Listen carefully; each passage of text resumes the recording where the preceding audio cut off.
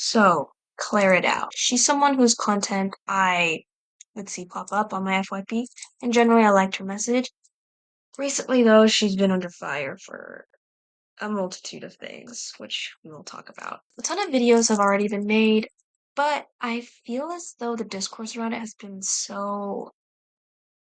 it's been so harsh and dishonest and one-dimensional, and most importantly, unempathetic. Empathy is unprofitable. It's also not sensationable. I don't, is that a word? It's just empathy is not cool anymore. It's not cool to be empathetic. I feel as though no content creators are really addressing the ways to hold Clara Dow accountable, or the more important thing, which is to inform younger audiences why her behavior is not healthy, which a lot of people have been critiquing her about, but not really going into why, or telling younger audiences why it's bad, or giving them better examples to look towards. It feels as though, and this is just my opinion, you can kind of tell that they've never had someone in their life, at least someone close in their life, struggle with the kinds of things that I can see Clara obviously grappling with. And the things that she talks about and what people are strongly hating her for are all things that I feel pretty passionate about and have experienced. So I'm just gonna throw my opinion into the mix. So, if you are unfamiliar with Clara Dow, she is a 20-something-year-old YouTuber influencer who primarily centers her content around loving yourself and general body positivity. She was well liked, I would say. People thought she had a unique story to tell and a powerful message to say because she revolved her content around flat chest confidence. That will be more important later. I would say timeline-wise, it looks like where the public started to have a change of heart is when she released this video, The Surprising Habits That Make Me Skinny, about 7 months ago now. The content in it is alarming. She starts off the video saying it's not content for minors, it's content for specifically adults and people who have already finished growing and people who are already happy with their body. Uh, which if you're happy with your body and you think you're healthy, why do you want to get skinny? That's it's a bit of a so me personally, I wouldn't say this is a helpful disclaimer. I don't see how it's any different from not making a disclaimer at all.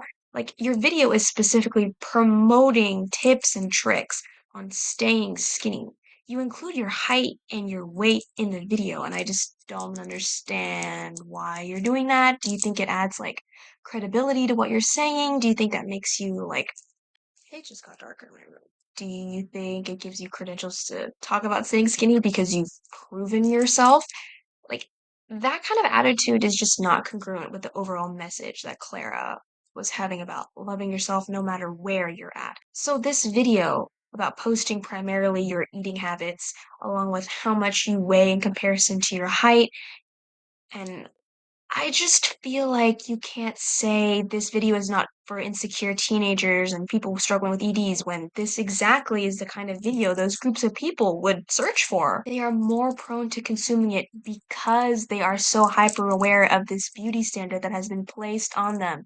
And any kind of restricted eating gives them control back from a society that like yanked it out of their hands. It's just incredibly irresponsible, which as we go on is going to be probably my main critique of Clara Dow personally. For all the criticism I see about Clara Dow's video, no one has checked out the other videos that she said that inspired her to make that content. So I went ahead and watched some of the videos, the ones where she said she'd seen a lot of other creators show up on her feed talking about their skinny habits, which in and of itself is very telling. Things don't pop up on your FYP unless you specifically engage with them. And Clara's video, I've noticed, is almost pretty much identical to a specific kind of habits of skinny people content. They also talk about intuitive eating, intermittent fasting, no emotional eating, all of these things that people were criticizing her for. I think it's an important thing no one really is talking about. People like Clara Dow don't People like Clara Dow don't exist in a vacuum. She got this information from somewhere. The information was available and she consumed it, just like many other younger women. She released a statement about it saying that everything she said in the video was just her experiences and not necessarily advice. And it's just, what are we talking about here? Why else would you share your experiences? Just for people to know? What? It's just incredibly irresponsible, is what I'm trying to say. It's irresponsible, and she should know better as someone who's struggled with her body image before. Additionally, I went on Amazon and looked up a couple books that she had posted in her video, which she used as references to verify her education on the matter of staying skinny, which, as far as I can tell, there is such a thing as intermittent fasting. People do genuinely believe that a scheduled meal plan isn't good for you. Something hunter-gatherer, that's the offense. It's funny, I actually had a conversation about this with my boyfriend earlier because he's also trying to eat healthy, and he read up somewhere that the overabundance of food that we've gotten super used to isn't necessarily good for us, and that the bodies function best when we essentially don't live in comfort. And to some extent, I kind of agree.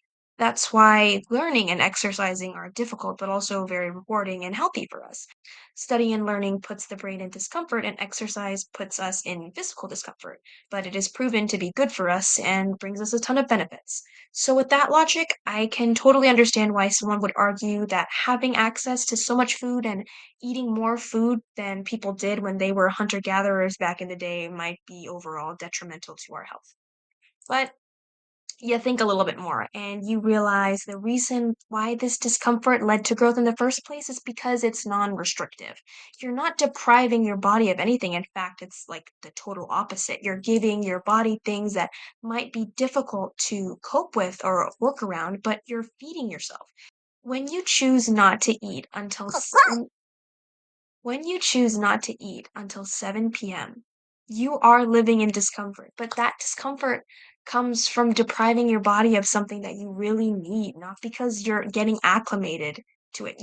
You should not acclimate yourself to starving yourself. People understand the feeling of hunger different. Recently, I came to this realization that I was not eating well. And you know why I wasn't eating well? I just waited until whenever I felt hungry to eat, and I never felt hungry. I always thought being hungry was when your stomach, like, cramped up or it, like, literally growled or something. But I had to learn that the hunger for me was when I felt, like, empty, like my stomach was sore. And you cannot wait until your body shows visceral signs of hunger to feed it. That's like your it's like if you have a baby, okay? And the baby wants milk. Now, are you gonna give your baby milk at like the correct times of day, or are you gonna wait for your baby to start screaming and crying before you feed it? Probably not. You're probably gonna try to wanna feed your baby milk before the baby starts screaming and crying because the baby is probably really hungry and in pain. Same thing with your stomach. Your stomach is a baby. Your stomach is a baby. I understand that our biology, our function, our bodily instinct is to exist in really harsh conditions because that's how we evolved. But we aren't hunter-gatherers anymore. We don't even live that hunter-gatherer life. We live in a society. We work 9 to 5. So whether that is a good or a healthy thing is a completely different story. But we live different lives. We have different responsibilities and different priorities than the ones we had a millennium ago. Also, we have science. We have we have this cool thing called science and facts, which we found out because we're really cool like that. The three meal structure is so we get the correct amount of nutrients to fuel our body to do things. If you feel like you don't want to eat 3 meals a day, that's fine, but the actual nutritional content, how many calories, how much A, B, C you need to consume, that's still that's still that was, like, literally calculated for us. Like, it's not just about calories, it's also about, like, nutrients like vitamins and calcium and protein and fiber and all of this stuff. I'm not exactly a food expert, but I feel like your body needs fuel to function properly, you know? But that's just me. The idea of healthy eating, as far as I've researched personally, is you should never take away from your plate. You should always be looking to add something or potentially substituting.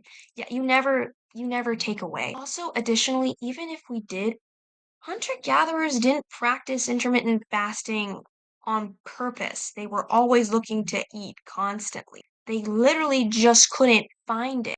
Notice how societies started to become more advanced, organized, and educated when there was a way to get easy access to food. A lot of food. Interesting. So I would say like 90% of our video is stupid shit you should not do. Like intuitive eating means impulsive eating, and it's very irresponsible. It's an incredibly slippery slope, at least from my experience, what I think. Again, this is my opinion. It means you don't fundamentally understand the value of food. You flip-flop between overeating and undereating based on how you feel, which she said she didn't do. She said she doesn't do emotional eating, but intuitive eating is emotion based, right?